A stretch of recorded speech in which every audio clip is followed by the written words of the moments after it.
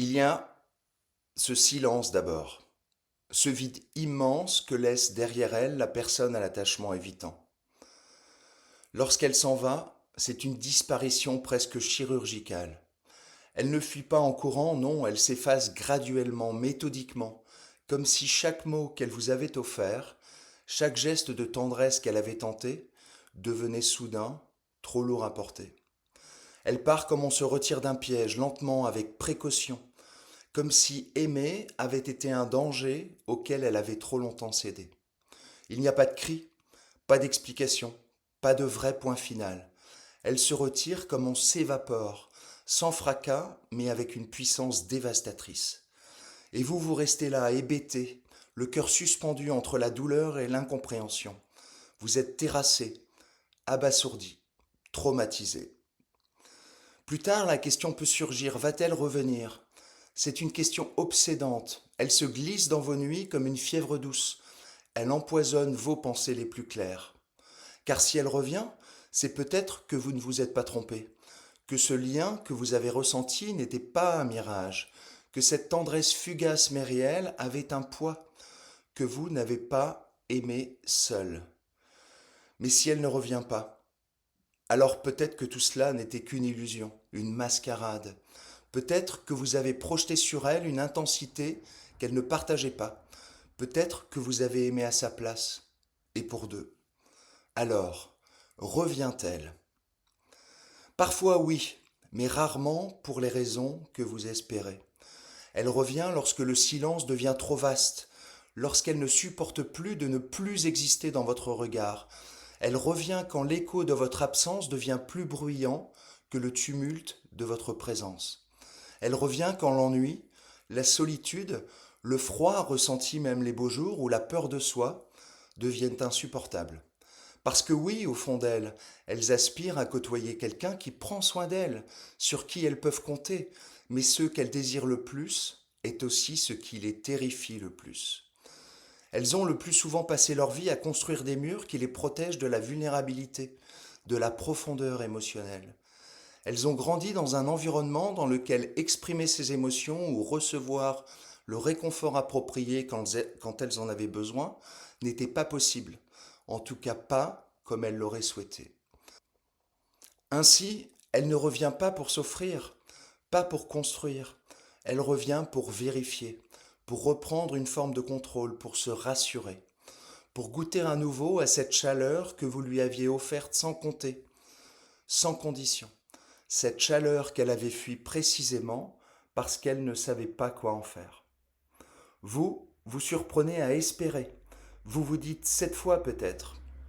Mais ce retour n'est pas une renaissance, il est une boucle, un recommencement du même cycle, une répétition d'un scénario de vie.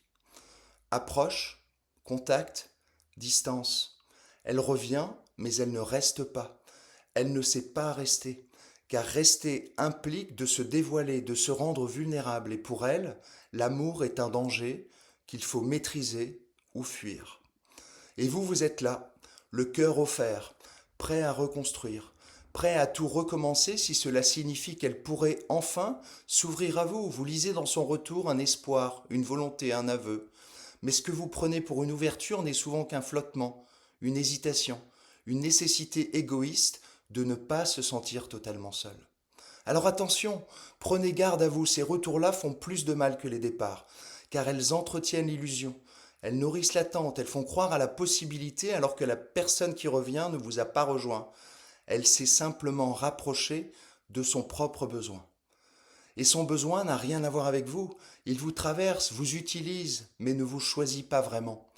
Alors la question à vous poser n'est peut-être pas revient-elle, mais plutôt êtes-vous prêt à ce qu'elle revienne de cette manière-là?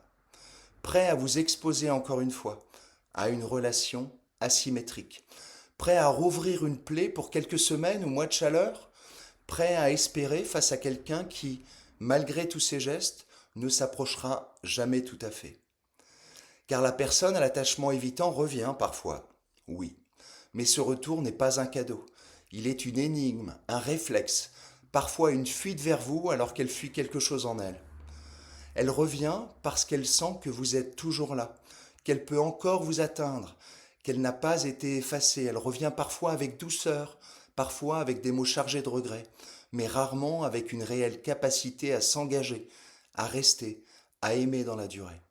Et vous, vous voudriez y croire, vous vous dites que l'amour peut tout réparer, que la patience peut guérir, que la sincérité peut faire tomber les murs, et vous avez peut-être raison au fond, mais pas seul, pas à sens unique, pas si l'autre continue à reculer dès que vous avancez. Alors si elle revient, et peut-être qu'elle le fera, posez-vous cette dernière question. Voulez-vous vraiment accueillir quelqu'un qui ne sait pas vous accueillir en retour? Car oui, la personne à l'attachement évitant peut revenir. Mais elle ne revient presque jamais pour construire quelque chose avec vous. Elle revient pour ne pas être seule face à elle-même. Et cela, ce n'est pas de l'amour, c'est une peur. Et vous méritez plus qu'un amour qui a peur de vous aimer. Vous méritez mieux, mieux que des demi-mots, mieux que des présences intermittentes, mieux que des bras qui vous accueillent un jour pour vous repousser le lendemain.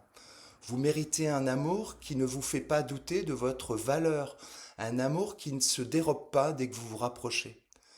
Vous méritez quelqu'un qui vous choisit pleinement, sans condition, sans crainte de votre tendresse, sans panique face à votre intensité. Quelqu'un qui reste non pas par confort ou par peur d'être seul, mais parce qu'elle voit en vous un monde dans lequel elle veut habiter. Vous méritez la réciprocité, le respect, la constance, la considération, l'engagement vrai, même dans l'imperfection. Et tant qu'elle ne vous offre pas cela, le silence de l'autre est peut-être douloureux, mais il vaut toujours mieux qu'une présence qui vous diminue. Alors la priorité, c'est vous. Pensez à vous. Prenez soin de vous. N'oubliez jamais votre valeur et ne permettez à personne de la remettre en question. Je répète, n'oubliez jamais votre valeur et ne permettez à personne de la remettre en question.